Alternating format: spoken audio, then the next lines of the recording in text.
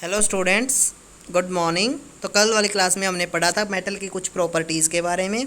हमने पढ़ लिया था बेटा, मेटल बहुत ज़्यादा हार्ड होती है, मेटल में चमक होती है, मेटल मेलेबल होती हैं और मेटल हीट और लाइट की कंडक्टर होती हैं। नेक्स्ट है the property of the metal by which it can be drawn into wire is called ductility.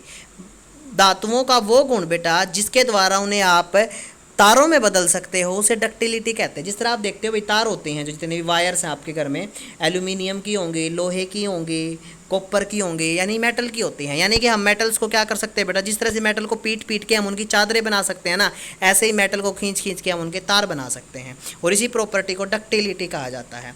Have you ever noticed the difference in sound on dropping an iron seat, A plate और a metal coin? क्या कभी आपने, अगर आपके हाथ से कोई लोहे की चीज़ या कोई भी सिक्का छूट गया हो, कोई प्लेट छूट गई हो किसी भी स्टील वगैरह की, तो आपने कभी आवाज़ देखी है? अभी जब आपसे हाथ से छूट गई हो, जब वो फर्श पे जाके गिरती है तो आवाज़ आती है ना। And a piece of coil on the floor, और एक क्या करो, एक कोयले का टुकड़ा लो, उसको गिरा के देखो फ्लोर पे। If not you can try it now. अगर आपने कभी नोटिस नहीं किया तो आप ट्राई करके देखो। क्या करना है आपको, ऐसे कर लो, कोई भी लोहे की चीज़ ले लो या फिर क्या करो, आपके पास कोई भी कॉइन हो ना, कॉइन लो, उसको ऊपर से छोड़ के देखो, आपको आवाज़ आएगी। लेकिन आप लकड़ी का कोई टुकड़ा उठा के देखो, उसको छोड़ के देखो, आपको वैसी आवाज़ नहीं आएगी बेटा। Do you note any difference in the sound produce? क्या आपको दोनों की आवाज़ में कुछ अंतर दिख रहा है? बिल्कुल नजर आएगा। Have you seen wooden bell in the temple, can you give a reason? क्या आपने कभी लकड़ी की घंटियाँ देखी हैं बेटा? मंदिरों के अंदर नहीं होती ना, हर जगह जो स्कूल में भी घंटी होती है, मंदिरों में होती है, सारी मेटल की होती हैं।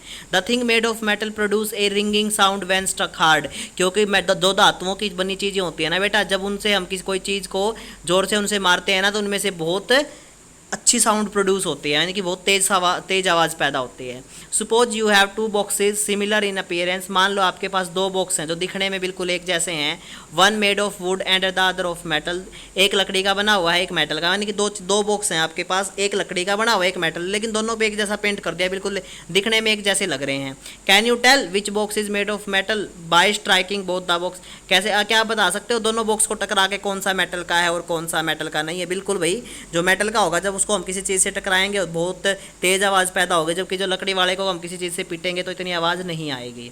Since metal produce ringing sound, यानी कि मेटल धातुओं को पीटने से उनमें से ध्वनि उत्पन्न होती है, तो they are said to be sonorous, इसलिए उन्हें सोनोरस कहा जाता है।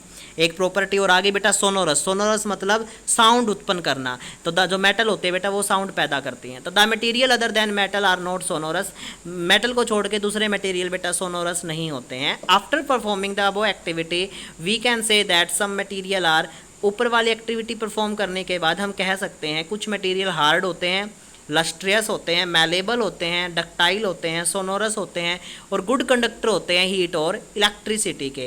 And the material which generally possess these property are called metal. और ऐसे मटेरियल बेटा जो हार्ड होते हैं, लस्ट्रियस होते हैं, मैलेबल, डक्टाइल, इन सबको मेटल कहा जाता है। तो the example of metal are, metal के कुछ एग्जाम्पल क्या है बेटा? Iron, copper, aluminium, calcium, magnesium etcetera, ये कुछ एग्जाम्पल्स हैं। अब बेटा देखो क्या होता है, ये जो मेटल्स हैं ना, आपको इनके सिंबल्स याद करने की जरूरत पड़ती है। जब आगे इस लेसन में पढ़ेंगे ना, ऐसे लिखा मिल जाएगा, मैग्नीशियम Mg, कैल्शियम को लिख देंगे Ca। तो ये इनके सिंबल होते हैं, शॉर्ट फॉर्म में लिखना। ये आपको मैंने लिख के भेज दिए हैं आज PDF में, आप इनको अपनी कॉपी में राइट करोगे और लर्न करोगे बेटा। अगर पूछ ले कोई मैग्नीशियम का सिंबल क्या होता है, आपको हो गया Mg, कैल्शियम का क्या होता है Ca, आयरन का क्या होता है आप कह दोगे Fa, कॉपर का क्या होता है बेटा Cu। ऐसे याद करने हैं आपको, okay. In contrast material like coal and sulphur are soft and dull in appearance, कुछ मटेरियल जैसे कि कोयला है और सल्फर है वो सॉफ्ट होते हैं और दिखने में डल होते हैं। तो they break down into a powdery mass on tapping with a hammer, हथौड़े से पीटने पर बेटा वो बिल्कुल पाउडरी मास में कन्वर्ट हो जाते हैं। तो दे आर नॉट सोनोरस, ना उनमें से ध्वनि उत्पन्न होती है। And are a poor conductor of heat and electricity, और उनमें से ना तो हीट पास होती है ना इलेक्ट्रिसिटी पास होती है। These material are called non metal, इन मटीरियल को बेटा नॉन मेटल कहा जाता है। तो मेटल हार्ड वगैरह हैं, मेलेबल हैं, डक्टाइल हैं, पर नॉन मेटल ऐसी नहीं होती हैं। The example of non-metal are sulfur, carbon, oxygen and phosphorus। अब क्या होता है बेटा, हमने तो पढ़ा है मेटल हार्ड होते हैं, बट क्या है बेटा, कुछ मेटल्स ऐसी भी होती हैं जो सॉफ्ट होती हैं, बहुत सॉफ्ट होते हैं। जिस तरह से metal like sodium and potassium, sodium और पोटाशियम मेटल हैं बेटा, they are soft and can be cut with a knife, यानी मेटल है जैसे कि सोडियम और पोटाशियम वो सॉफ्ट होती है और उनको चाकू से काटा जा सकता है। Mercury is the only metal which is found in the liquid state, और ये आप सबको पता होना चाहिए, एक अकेली मरकरी एक ऐसी धातु है बेटा जो लिक्विड होती है, बाकी कोई भी मेटल लिक्विड नहीं है, सारी सॉलिड हैं, सिर्फ मरकरी है जो लिक्विड होती है। और दीज आर एक्सेप्शंस, ये अपवाद हैं बेटा, मतलब देखो मेटल तो जो सारी हार्ड बोली हमने, लेकिन ये 3 ऐसी हैं जो 2 तो सॉफ्ट हैं और एक लिक्विड है, मतलब ये उनसे अलग हैं, थोड़ी सी हैं मेटल पर वैसी हैं नहीं, उनकी प्रॉपर्टी नहीं दिखाती, तो इसलिए हम इनको एक्सेप्शन कह रहे हैं। नेक्स्ट है बेटा, अब हमने फिजिकल प्रॉपर्टीज़ तो पढ़ लिया, अब हम पढ़ते हैं मेटल और नॉन मेटल की केमिकल प्रॉपर्टीज़ पढ़ते हैं बेटा। पहले आता है reactions with metal. Chemical properties क्या होती हैं बेटा? वो प्रॉपर्टीज जिसमें हम क्या करते हैं, रिएक्शंस की स्टडी करते हैं। तो हम पहले रिएक्शन ऑक्सीजन के साथ करवा के देखते हैं। You are familiar with the phenomenon rusting of iron. आपने लोहे पे जंग लगा तो देखा ही होगा, बहुत कॉमन है लोहे पे जंग लगना, सबको इसके बारे में पता होगा। तो रस्टिंग ऑफ आयरन, लोहे पे जंग लगना। Recall the reaction by which rust is formed.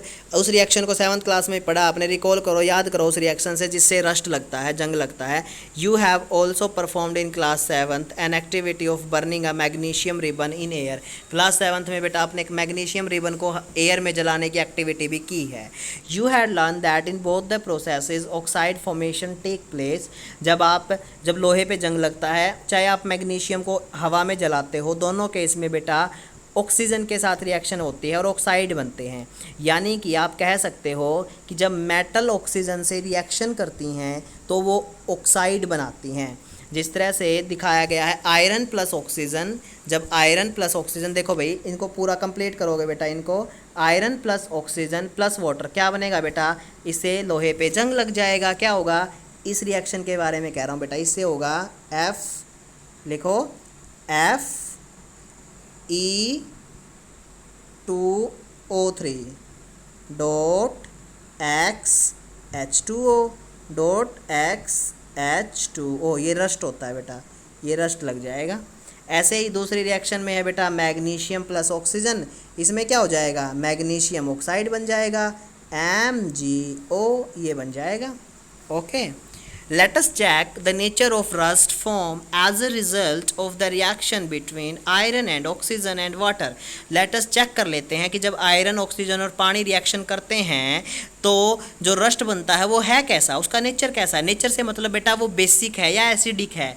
पढ़ चुके हो ना 7th क्लास में, एसिड क्या होते हैं, जो सब्सटेंस खट्टे होते हैं, बेस क्या होते हैं, जो कड़वे होते हैं। एसिड क्या करते हैं बेटा, एसिड क्या करते हैं, नीले लिटमस पेपर को लाल कर देते हैं, यानी कि ब्लू लिटमस को रेड कर देते हैं। और बेस क्या करते हैं बेटा, रेड को ब्लू। एसिड करते हैं ब्लू को रेड, बेस करते हैं रेड को blue. Okay, collect A spoonful of rust, एक चम्मच भरी बेटा रस्ट की इकट्ठी करो, यानी किसी भी चीज़ पे रस्ट लगा हो तो उसे उतार लो। And dissolve it in a very little amount of water, थोड़े से पानी में घोल लो। You will find that the rust remain suspended in water. आप देखोगे जो रस्ट है क्या होगा, वो पानी में सस्पेंडेड रहेगा, यानी कि घुल जाएगा। सेक दिस सस्पेंशन वेल, उसको अच्छे से हिलाओ। Test the solution with red and blue litmus paper. अब उस सॉल्यूशन में ब्लू लिटमस भी और रेड लिटमस पेपर डाल के देखो। What do you observe, is the solution acidic और बेसिक। देखो भाई जैसे दिखाया गया, उसने रेड लिटमस पेपर लिया, जैसे ही उसने क्या किया बेटा, रस्ट वाले पानी के अंदर रख के देखा तो उसने देखा रेड लिटमस का कलर ब्लू हो गया। दिख रहा है ना, ये ब्लू हो गया, ब्लूइश हो गया, नीचे से ब्लू हो गया। अगर रेड लिटमस पेपर ब्लू हो गया तो इसका मतलब जो रस्ट है वो कैसा है, बेसिक। तो लिखो rust is basic in nature. Rust कैसा है बेटा, बेसिक। तो rust is basic in nature, rust basic है बेटा, क्योंकि उसने लाल लिटमस को नीला कर दिया, इसीलिए वो बेसिक है। आगे, does copper also get rusted, क्या कॉपर पे भी जंग लगता है। I have seen a greenish deposit on the surface of copper vessel. तो अब ये लड़की क्या कहती है बेटा, क्या कॉपर के ऊपर भी जिस तरह लोहे पे जंग लगता है, क्या कॉपर पे भी जंग लगता है। क्योंकि ये कह रही है कि मैंने जो कॉपर के बर्तन है ना घर में, मैंने उनके ऊपर एक हरे हरे रंग की परत चढ़ी हुई देखी है। और जनरली आपने एक चीज़ और देखना, आपके घर में आपकी मम्मी के पास भी चांदी के ज्वेलरी होगी, चांदी सिल्वर की, उसको भी देखना वो कुछ समय बाद काली पड़ जाती है बेटा, उसके ऊपर भी जंग लग जाता है। तो देखो, when a copper vessel is expose to moist air for long. जब आप कॉपर के बर्तनों को क्या कर देते हो, मॉइस्ट एयर में ज़्यादा समय तक छोड़ देते हो। मॉइस्ट एयर मतलब हवा में पानी भी हो थोड़ा बहुत, जिस तरह बारिश के दिनों में नहीं होता है, हवा में के अंदर पानी की ज़्यादा कंटेंट हो जाता है, उस टाइम पे जंग ज़्यादा लगता है। It acquire a dull green coating, यानी जब आप कॉपर के बर्तनों को लंबे समय तक मॉइस्ट एयर में छोड़ देते हो तो उसके ऊपर एक ग्रीन कलर की डल सी कोटिंग हो जाती है।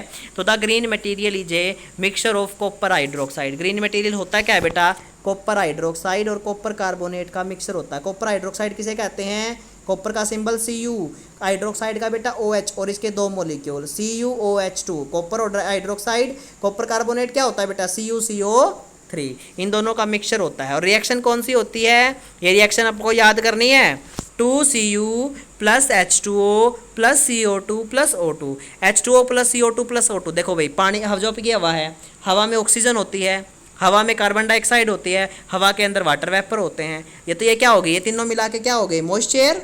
ये हो गई बेटा आपकी मॉइस्चर। मॉइस्चर में जब आपने कॉपर को छोड़ा तो कॉपर हाइड्रोक्साइड और कॉपर कार्बोनेट बन जाएगा और इसी की वजह से कॉपर के बर्तनों पे ग्रीन कलर की लेयर हो जाती है।